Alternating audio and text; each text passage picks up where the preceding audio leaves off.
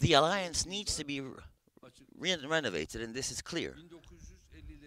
In the 1950s, in the 1960s, or in the 1990s, even the 2000 year appropriation of an outlook is not enough. Now, NATO, especially concerning the asymmetric threats, needs to be more proactive and much more efficient. Now, the priorities of threats in NATO require them to be updated. In this sense, our allies, we need to be more attentive to the attacks that our nation has been submitted to. We have to have a principled outlook and positioning against terrorist groups with all the NATO member states, because the indivisibility of security, solidarity, and togetherness and unity are pillars that raise the NATO alliance. These principles should be constantly revised and constantly updated for the sustained security blanket that NATO provides. Moreover, anything that would damage the integrity of NATO via populist arguments should be stayed away from. Instead of seeking an alternative to NATO, trying to make sure that NATO is stronger is what we expect from the member states. Esteemed friends, now past our southern borders, most of our allies and all of other member states of alliances are being affected by what's going on in the southern border. The irregular migration patterns are also threatening the stability of Europe. Now, Turkey has been, in the context of maintaining their borders and maintaining the security of the migrant condition, has been providing a lot of effort. And NATO, in this sense, knows that we are, as Turkey, an unavoidable, inescapable ally. Therefore, any sincere solidarity will not weaken the alliance. It will, in contrast, strengthen it. Therefore, this message will be relegated to our allies and in the NATO summit, and we will request them to portray a principled positioning. Presently, Turkey is among the first 5 countries that contributes as much as possible in terms of defense and security. We provide serious talent and capabilities to the alliance. In the years 2000, NATO had an important, we will be taking over the leadership of a variety of roles that the NATO alliance possesses. In sea, we are among the constant naval force of NATO. In contribution to the partnership's budget, we are at the 8th rung. Our defense expenditure is close to 2% of our national budget. Against ISIS, we have been fighting in Syria, and we have led ISIS to suffer many defeats. These same efforts that we have been providing, we expect from our allies as well, and we expect the alliance and member states to provide us with unavoidable support. Apart from its symbolic importance, this summit is a chance for NATO to update itself into the situations of the new century. There are certain circles that may cast a shadow on our place in the alliance. However, we are sure of our sustained importance. We have an unavoidable position in the alliance. There are certain points of view that we do not take into consideration that are negative in their nature. However, there are certain also member states, heads of state from the alliance that we will be meeting. Moreover, we will be meeting leaders of France and Germany, having a quadruple summit. Syria and Libya will be among the subject matters that will be discussed in this summit. Moreover, we will be talking about the Operation Peace Spring and what is going on in the security, in the return of the Syrian refugees. We will be relegating again our plan for the relocation of Syrian refugees. Moreover, in the decisions that Turkey has taken in terms of fighting PKK and YPG will also be taken up. These will be part and parcel of the agenda matters of the summit. We hope that the ceasefire will continue, and we will be talking more about this. We will also be meeting up with the citizens of Turkey that reside in the European member states of NATO that we will be visiting. Particularly, we will be visiting the mosque that the famous architect David Marx had created, and we will open the mosque. We think that this mosque is extremely important and will be cherished by Muslims in its contribution to the religious tapestry of the nation, and we believe that this will be an added step to peace, and we hope to God that the summit will be successful, and I bid you all my respect and goodwill. Çimen Çetin for Habertürk. The party spokesman Ömer Çelik just talked about the veto action that you took. Was there anything that made you change your idea about these nuclear plants? Distinguished guests, this postponement did not come for the first time. This request had come to us before as well, and these postponements had been handled. However, the contractors had unfortunately not complete the filtering work that was required in these areas. Therefore, therefore they came to us with a request to postpone it again. Now, we have a decisive stance in the following matter. As you know, the Paris Convention has a process that is underway, and the promises that were put down there have not been fulfilled, and that is why we have not signed. We said that such a request will not pass via our parliament either.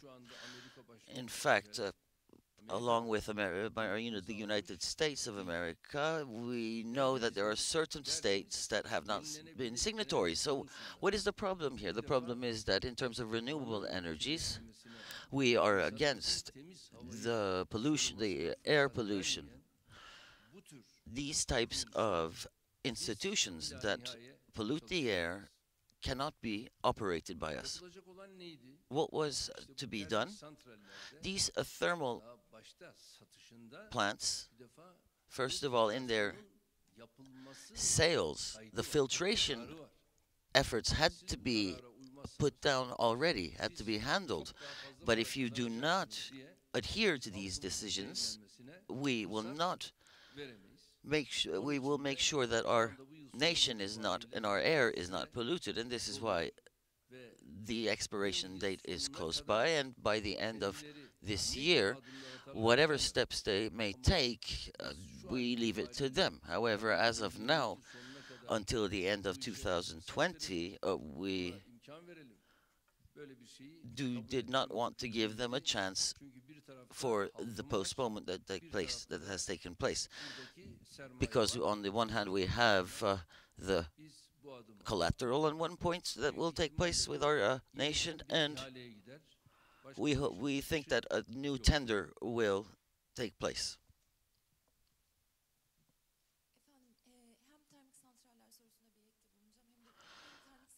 Both for in terms of power plants, along another question is the following: the thermal plants was a regulation put down by Justice and Development Party, and did you allocate this problem to the group?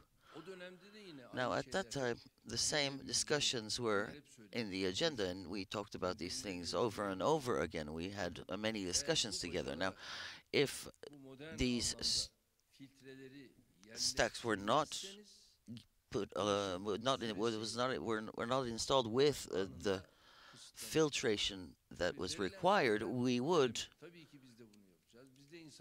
make sure that the operation would not be complete.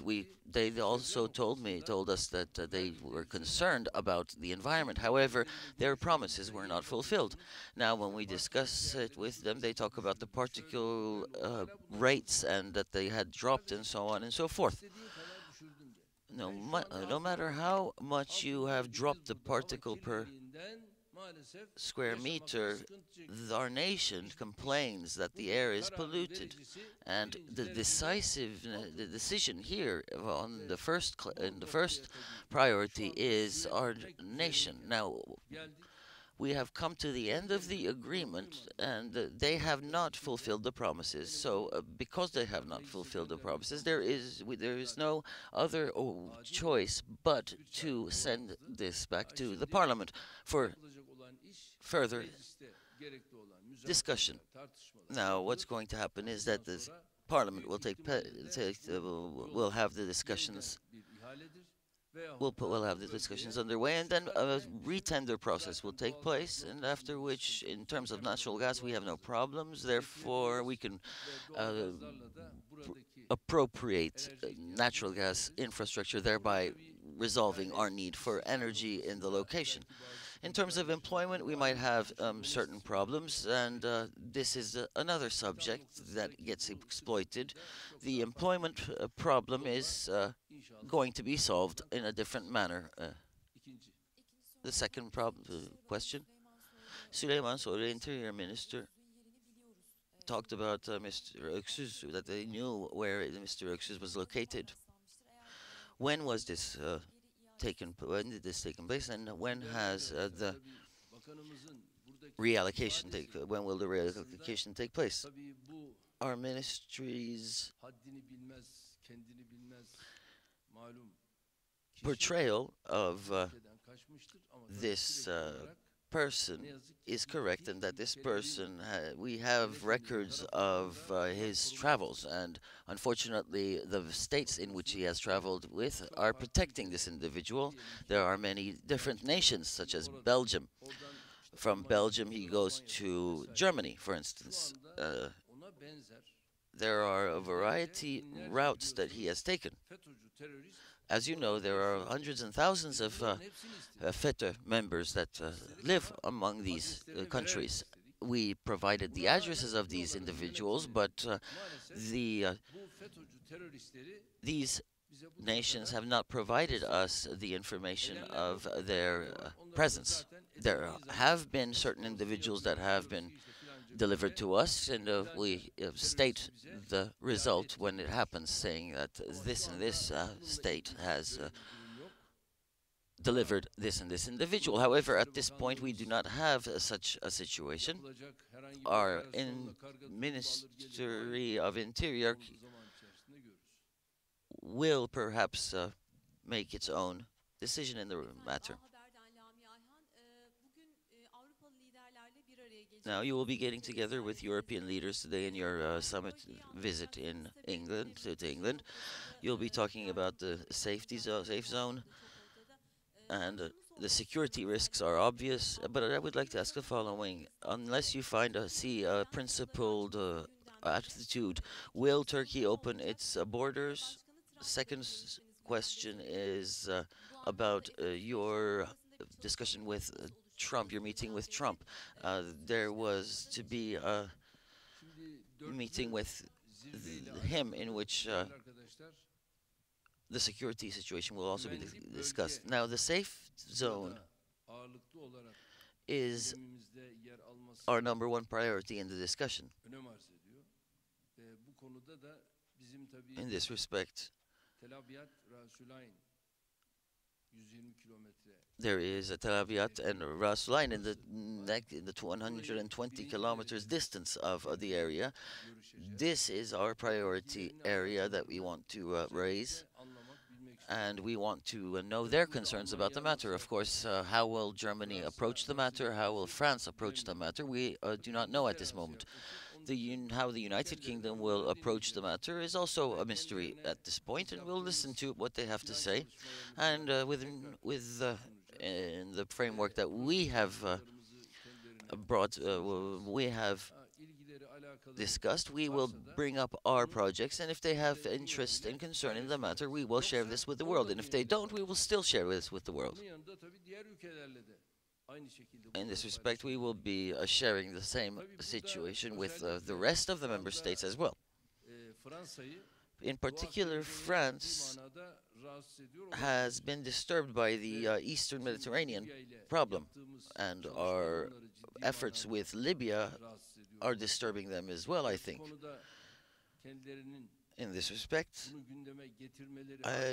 in case that they bring this up as a subject, we will posit the fact that this is part of the sovereignty of Turkey, and this is a very clear issue for Turkey. Moreover, this is part of our rights as a sovereign nation, which is not to be discussed.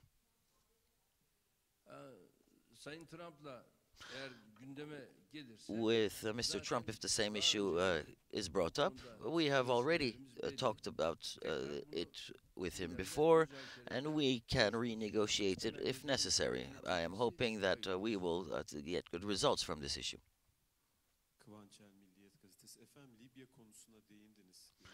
You mentioned Libya, that an important convention was signed. Moreover, the Northern Cypriot administration has given certain statements. And what is your general evaluation of the situation?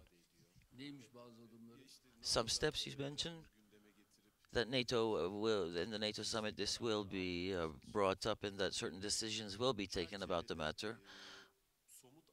What do you think are the concrete steps if they were to be taken? What will we do in response?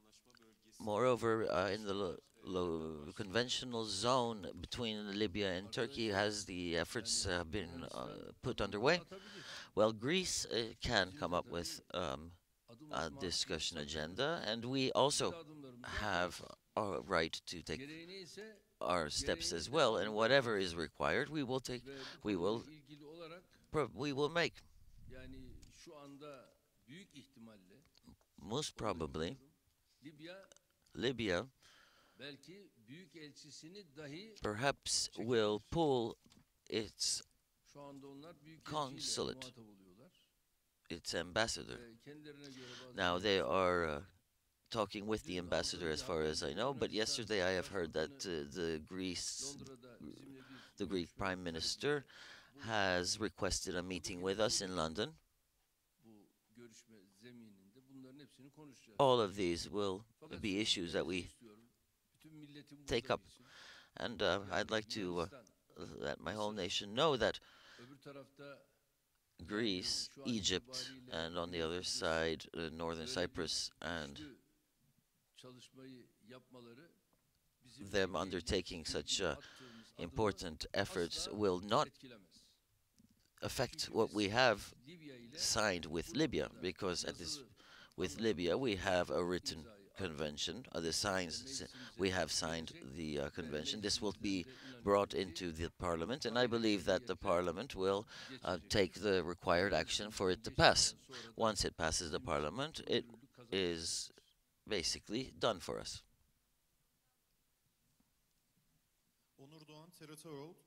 Efendim, Türkiye'nin savunma planında YPG'nin bir tehdit olarak In the Turkish defense plan, some of the member states have gone against YPG as being a threat. That they are not concerned that YPG is a big threat. However, you have repeatedly said that YPG is a threat. Moreover, you said that you did not approve the Baltic security convention. Well, if this comes up in the as an agenda, our position is the same. It will not change. We consider YPG as a terrorist group, and if NATO does not accept it, that's too bad for them. We will continue to consider YPG as a terrorist group. Yesterday we had a discussion. Moreover, we're thinking that both in Poland, could we get together with Poland and the Baltic states, and we said that we would gladly continue to discuss the issue with them. However, what we will not discuss is that the group that we consider as terrorist and that we can have continuing struggle, if our allies in NATO do not consider the same group as threat, any steps that they will take to dismiss this issue will be countered by us. I think that's enough with the questions, so thank you very much.